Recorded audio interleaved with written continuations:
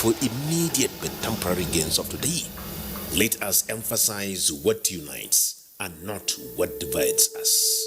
Working for the unity of purpose with a stronger vision for growing with the nation. No matter your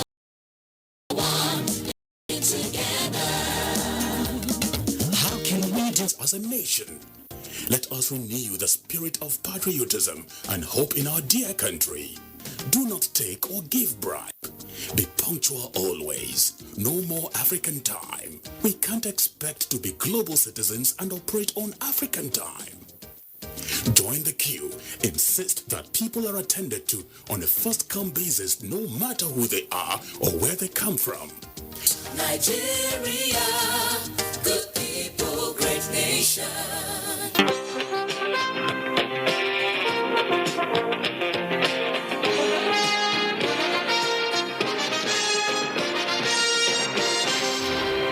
Good to have you back. Now, I have with me in the studio Ambassador John Ejinaka.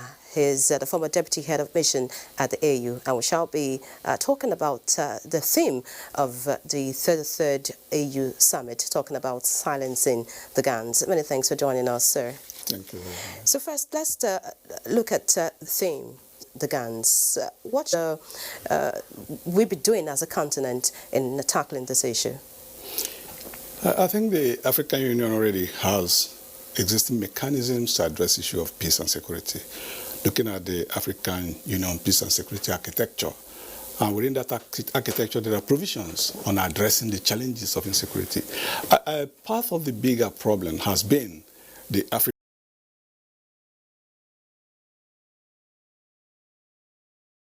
Union having the political will by the various as to actually address the challenges from at the inception.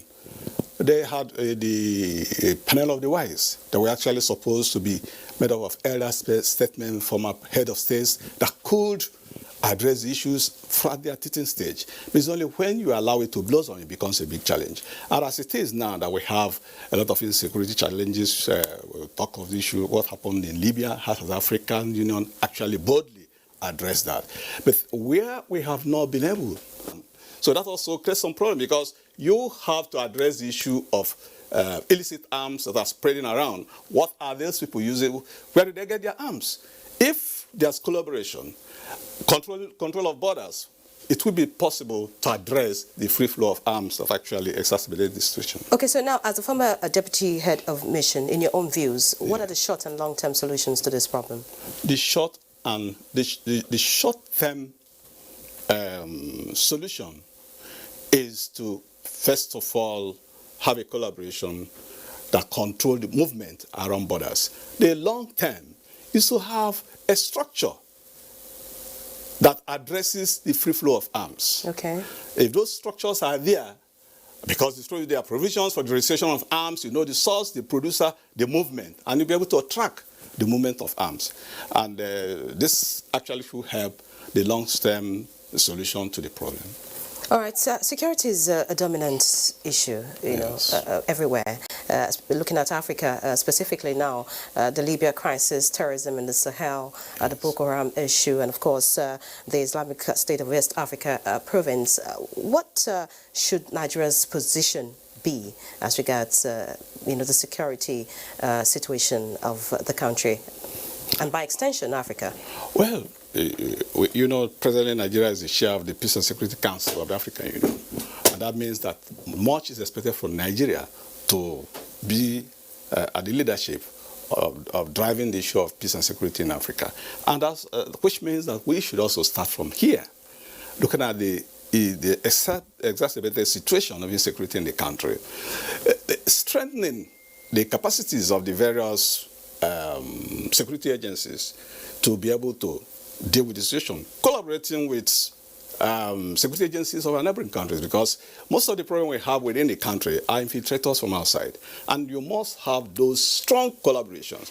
I know that there's already an existing structure that bring the various neighboring countries together, but we need to strengthen one another Because if there is weakness in Chad, the tendency is that contribution to Chad will, first of all, try to address its internal crisis before coming into that umbrella body that addresses the whole thing. So there is need for stronger collaboration among the Nigeria to lead that, and Nigeria to actually, be a big brother, cost some money.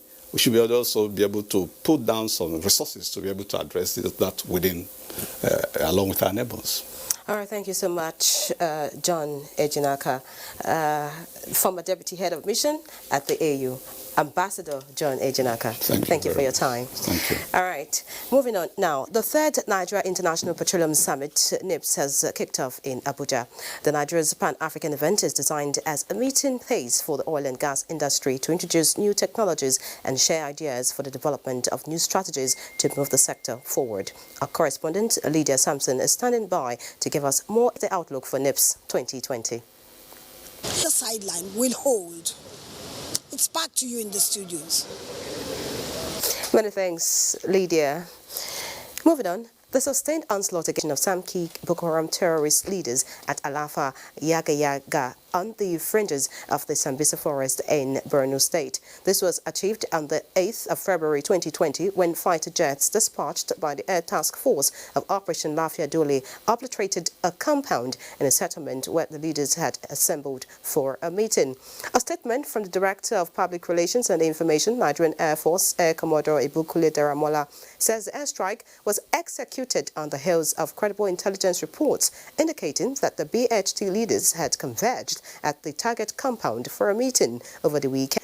Intelligence, surveillance and reconnaissance mission, which confirmed the meeting venue, also observed several BHTs in and around other buildings in the vicinity of the compound. Bombs from the detailed attack aircraft scored accurate hits on the target, leading to logistics and general modus operandi of the terror group. Preliminary investigation reveals that the arrested suspects were actively